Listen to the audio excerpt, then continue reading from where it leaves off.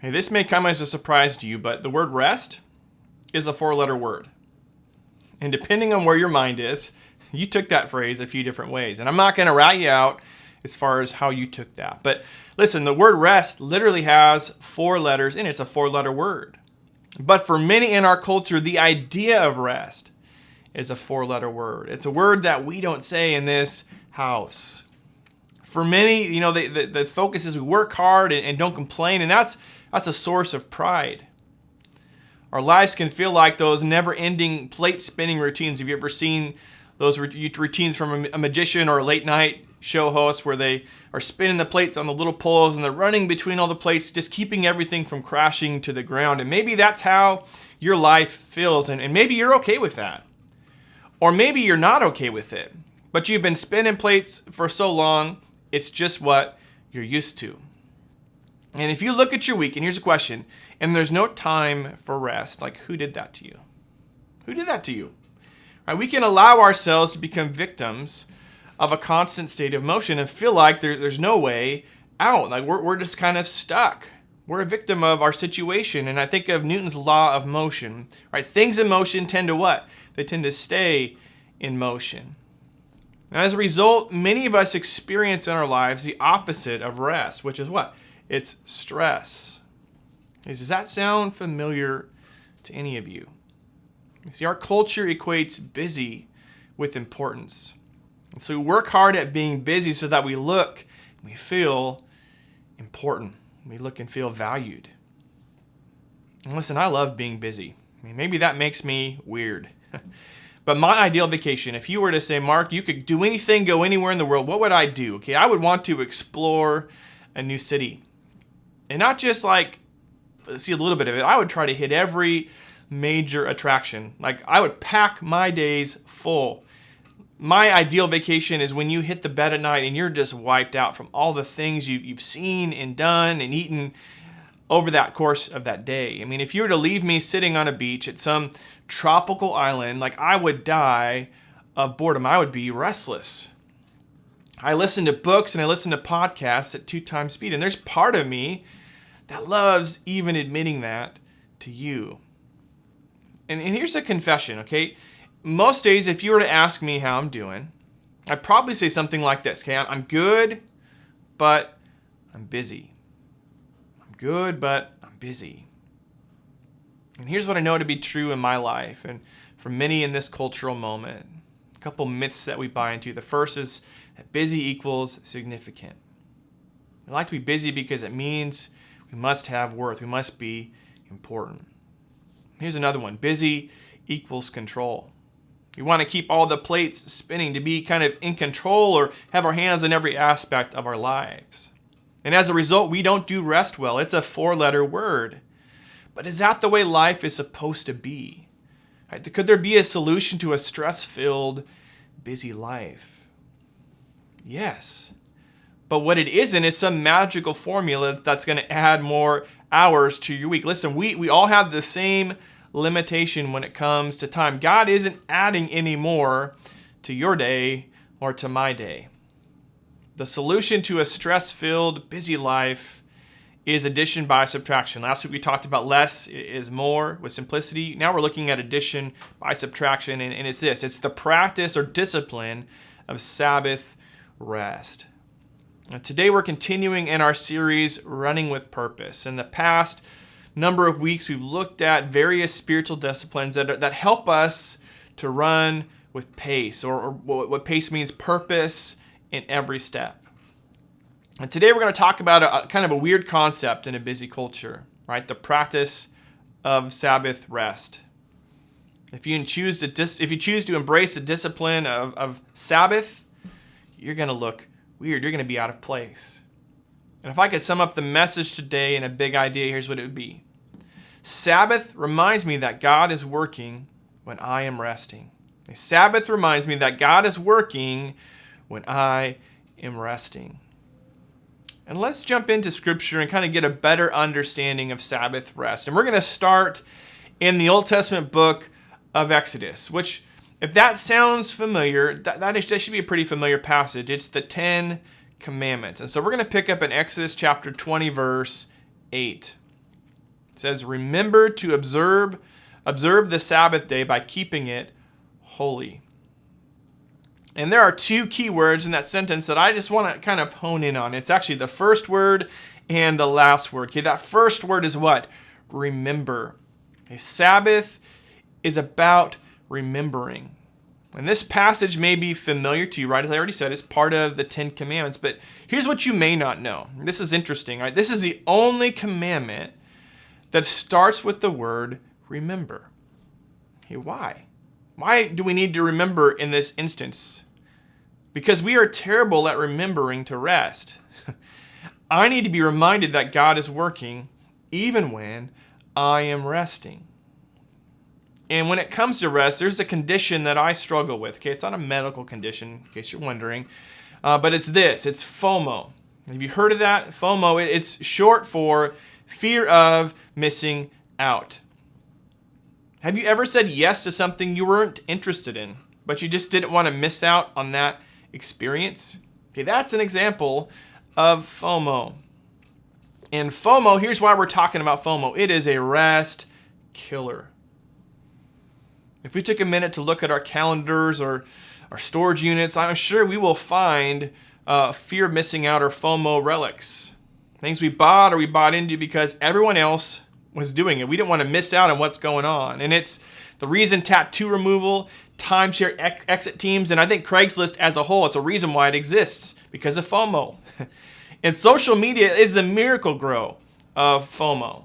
It is. I have to be careful how much time I spend on social media. And part of that is because, right, I hate missing out on what's going on. Like, I love to be included in all the things going on and what everybody else is up to and doing, and it's hard for me to turn that off. And that fear of missing out, it can keep us in a constant state of busyness, trying to chase after all of these things. And when I choose to remember the Sabbath, it helps me to keep my pride in check. It's a reminder that the world will continue without me being involved in everything. And that's really what Sabbath rest is. It's remembering. And a second key word, right, the last word is the word holy. The Sabbath is holy. And not just holy, but here we're commanded in this passage to keep it holy, right? It's an active, ongoing process. Like, what does it mean to keep something holy? Holy means set apart or different from the world around us. And another word that fits the description of holy, like a good kind of connected word, is the word weird. Have you ever heard the slogan, keep Portland weird? Okay, Portland is weird. It's really not hard for it to stay that way. But keep Portland weird. Well, as followers of Jesus, okay, we have a similar call to keep the Sabbath weird, to keep it holy, different, set apart. It's supposed to be a different kind of day, different from the ordinary work of our everyday lives. And the commandment continues in Exodus 20, verse 9. It says, you have 6 days each week for your ordinary work, but the seventh day is a Sabbath day of rest, dedicated to the Lord your God. On that day, no one in your household may do any work. This includes you, your sons and daughters, your male and female servants, your livestock, and any foreigners living among you. For in 6 days the Lord made the heavens, the earth, the sea, and everything in them. But on the seventh day he rested. That is why the Lord blessed the Sabbath day and set it apart as holy. One major truth about the Sabbath that I don't think gets talked about a lot is that the Sabbath is not only about you. It's not just about you or me. It's meant to serve as a blessing to those around you. And this command was to be extended to families, to workers, to neighbors, strangers, and even pets, even animals. And here's what I believe. When you take time to rest, when you take time to Sabbath, you start to notice things around you. A Sabbath is not just a day to sit around and do nothing, just to sit around and read your Bible and pray for 24 hours. Okay, that's not what's being talked about here. Instead, it's a day to be with God. It's a day to do good. And that's exactly what Jesus said to a group of religious leaders. He was in the synagogue, was there for church, and there was a man there with a deformed hand. And Jesus posed this question. He said, is the Sabbath for doing good or doing evil? It is a day to take a life or to give it. And of course, the religious leaders weren't really sure how to respond. Jesus knew what kind of question to ask that would be kind of forcing them out of maybe a place that they were in when it came to how they viewed the Sabbath. And when they didn't answer, Jesus answered the question for them. He healed the man's hand. I mean, I love this. Jesus wasn't afraid to tackle their wrong thinking head on. Maybe you've struggled with the discipline of Sabbath rest. Maybe that's something that you've never implemented or a tool that you've never put into practice in your life. Maybe because of how it's been taught before. Maybe it's never been taught before to you. And I would imagine for many, when we think of Sabbath, we think of Sunday. Maybe Sunday is your weekly Sabbath. And part of that, yes, being in your home church is part of that Sabbath rest. Right? Gathering with God's people should bring refreshing. But it can be so much more. As Jesus said here, it's an opportunity to do good, to do what brings life. And as you think about what a Sabbath rest, a practice of Sabbath would look like for you, you may be thinking, well, what brings me life? How would I even know where to begin with that? Another way of thinking about that is, what are things you do that leave you feeling refreshed? What are things that serve as a blessing to you? If you're an extrovert, that probably includes spending time with people. If you're an introvert, that can mean creating space for some of the other disciplines we've looked at, things like solitude and silence. Maybe you enjoy being outdoors or laying low around the house with your family. Maybe you love to bake, and the Sabbath is an opportunity to make a bunch of goodies and to bless others with them. And just so you kind of know a bit of what our family does, I'll just kind of give you what has our practice of Sabbath been like over the years. Well, what we have implemented in our life is a practice of Sabbath on Fridays. Friday has become our day to Sabbath. And we go out, and some of this was before COVID. It's looked a little different, obviously, in the pandemic world that we live in. But we like to go out and spend time together as a family. We eat a nice meal out. We do something memorable together, typically around Seattle. Lately, what we've been doing is going to different thrift stores and looking for treasures. Everybody goes in to find a treasure. And this is what is life-giving to our family. Kind of a shared experience out and about, because we do a lot of stuff at home. And so Sabbath rest, it should bring life, and it should bring refreshment to you and to everyone in your household. And in our family, that's something sometimes that Risa and I are convicted of, because our Sabbath day leans towards more what we find is restful. What kind of rest are we needing? We don't always think about the other two members of our family in that process. But Sabbath should be a blessing to the whole family. It should be a blessing to our kids as well as to us. And one thing I want to point out, one last thing I want to point out in this passage in Exodus 20, is that as we see Sabbath being modeled by God. Not only does God tell us to do something or give us these instructions, but then he shows how this works and how he models this. And he goes back to Genesis 2, back to the creation story. Right? God worked for 6 days. And then what did he do on the seventh day? He rested. Did God need to rest? No. But he chose to rest as a model of Sabbath for you and me. And here's what's crazy. Okay, Adam and Eve, right, they were created on the 6th day. So the 7th day, their first day, began with rest. Enjoying the presence of God. And think about that for a second. God created man and woman. He gave them a job of stewarding creation. And instead of jumping straight into the work, their first experience with God is rest. And that's really a figurative way of how we all enter this world, right? From the moment you or I were conceived, the moment where life was conceived, there is 9 months-ish of rest before a baby is ever born. Okay, not so much for mom, but for our first season of life, it's one of rest. That's how it starts for all of us. And somehow we've created this mindset that we must work to be loved by God.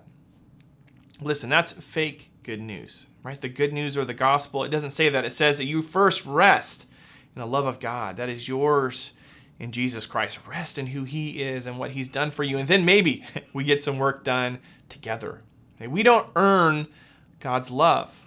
Romans 5:8, Paul says this, that while we were still sinners, while we were far away from God, while we were his enemies, that Jesus demonstrated God's love for us on the cross. Jesus already accomplished it for us. We don't have to strive for approval. We simply receive his mercy and grace and surrender our hearts and lives to him and where he leads. Listen, that is such good news. And not only do we see Sabbath rest modeled by God, but Jesus models this in his living as well. And I want to look at one more passage from the Gospel of Mark. In Mark chapter 2, verse 23, it says, one Sabbath, Jesus was going through the grain fields. And as his disciples walked along, they began to pick some heads of grain. The Pharisees said to him, look, why are they doing what is unlawful on the Sabbath? He answered, have you never read what David did when he and his companions were hungry and in need? In the days of Abiathar, the high priest, he entered the house of God, the tabernacle, and ate the consecrated bread, which is lawful only for priests to eat. And then he also gave some to his companions. Verse 27, then he said to them, this is Jesus, the Sabbath was made for man, not man for the Sabbath. So the Son of Man is Lord, even of the Sabbath. And Jesus modeled Sabbath for us. And in this story, we see the Pharisees, right, this sort of super religious group of people that gave a lot of attention to Jesus. It seems wherever Jesus goes, they appear. You could almost think of them as sort of like ancient paparazzi, right? Following Jesus around, looking for an opportunity to discredit his ministry, to discredit his authority. And on this occasion, they happen to find Jesus and his disciples sort of walking through a grain field. And I mean, based on their reaction, you would not believe, right, what Jesus' disciples were doing. This is unheard of. This is outrageous. They were snacking on heads of grain. Like, wow, this was front page news, apparently. And what's ironic to me is that they didn't accuse the disciples of stealing, right, which is also one of the 10 Commandments. What the Pharisees chose to get worked up over, right, was the fact that by picking the grains of head, by snacking on these grains of head, that his disciples were reaping a crop. Like that's work. They were harvesting these grain heads. And the Sabbath was a big deal then. It was a sign of this covenant, this special relationship that Israel had with God. And the Pharisees, right, who were sort of the protectors or the experts in interpreting the law, they had a handle on precisely how it should look, what exactly work was and what work wasn't on the Sabbath.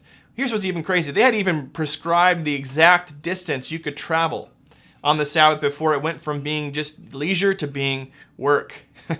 And here the Pharisees, they're wasting those steps, right? Those Sabbath steps following Jesus, following him around looking to discredit him. Like that, what a waste of their time, right?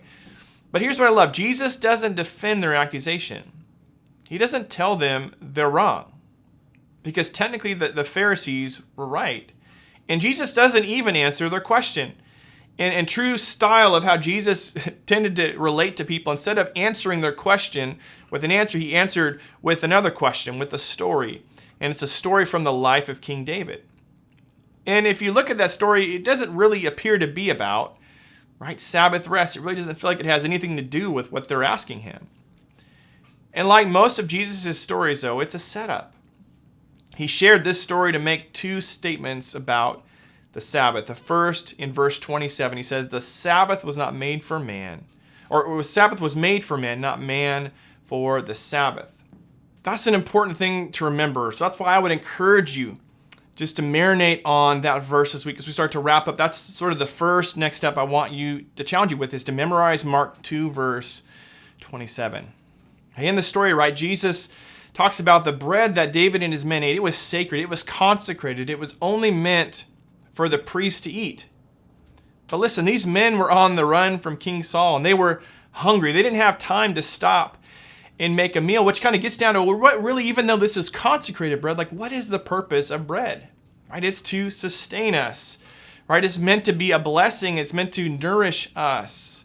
And this passage gets at the heart of the Sabbath command.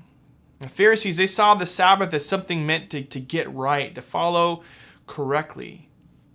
And Jesus knew that the point of the Sabbath is rest, right? It's made for man, not man for the Sabbath. Sabbath is rest, not rules. What does that look like for us today?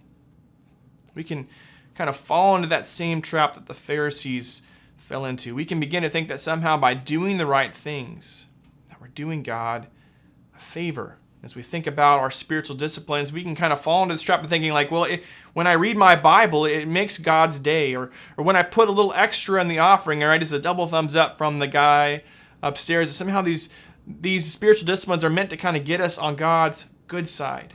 But what if God's commands, what if the disciplines are less about doing things right and more about being with Him? And what if scripture reading is less about making God's day and more about including Him in my day, allowing Him to form how I think? What if generosity is less about a thumbs up right from the guy upstairs and more about sort of loosening the hold that money can have on our lives? See, Sabbath isn't just another thing we add to the checklist, not something we need to get right in order for God to love us. Instead, it's an escape from the checklist. It's a release from the busyness of getting things done. It's a reminder that I'm loved by God, aside from what I can offer Him. It's a day that moves us from production, from efficiency to rest and presence. It reminds us that we aren't God, which we all need to be reminded of, and that He's working even, get this, even when we're at rest. So another next step I want to challenge us with this week is schedule a Sabbath, schedule a weekly Sabbath. So how do you start, right? Schedule is an important word, just as we talked about with solitude and silence, right? A Sabbath rest doesn't just happen on accident. Okay, the only time we accidentally get Sabbath rest is when we push too hard and we live that stress-paced, plate spinning lives to the point where we literally make ourselves sick. We can go and go and go and not take care of ourselves, not make room for rest, and that can get us to a place where we're weary, we're worn down, and it can land you in the hospital. So put it on your calendar. Okay, build a rhythm of rest. And Risa and I, we have to calendar our dates, not because we don't want to spend time together, but if we don't take the time to do that, it just won't magically appear. We've got to be intentional. Set it on the calendar. Put boundaries around it. And then use that time, spend that time doing things that bring life and make room for God to speak. Right? Jesus shared not only about the Sabbath being made for us, but also in Mark 2:28, He says this, the Son of Man is Lord even of the Sabbath. And in the story, the reason King David could ask for the consecrated bread was because he was God's chosen. He was God's anointed. He at this point was not quite king, although he had been anointed as king. And Jesus is letting this group of Pharisees know that He is king in waiting. Just like David was at that point, Jesus is king in waiting. He gets to adjust the rules because He's in charge, right? He's God. And Jesus is Lord, is master of the Sabbath. It points to a deeper rest that we need. Jesus became our rest when He did all the work necessary for our salvation. And the next step I want to point you to is become a follower of Jesus. If you long to rest from all the striving and trying to do enough, try to be enough. If your efforts to sort of save yourself continually fall short, come to Jesus. Receive the work that He's already accomplished for you on the cross. If that's you, would you let someone in your home church know? We'd love to pray for you and help you take next steps and what it looks like to follow Jesus. I pray as we continue through this series and you begin to add some of these spiritual disciplines or tools to your belt, that you'll begin to grow far and experience the true rest that Jesus has promised us. God bless Oasis.